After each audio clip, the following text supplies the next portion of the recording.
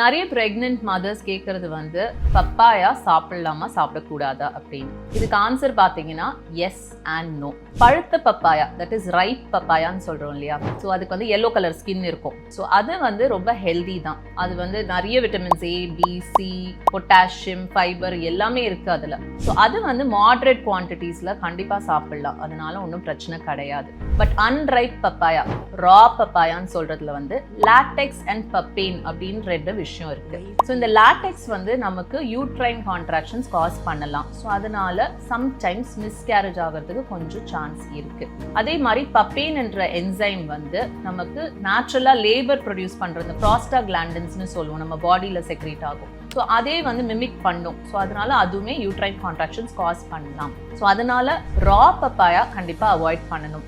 But உங்களுக்கு டவுட்ஃபுல்லா இருக்கு அப்படின்னா நீங்கள் நிறைய other alternate sources of nutrition இருக்குது. ஸோ நிறைய வேறு பழங்கள்லாம் இருக்குது. ஸோ நீங்கள் தாராளமாக அதை எடுத்துக்கலாம்.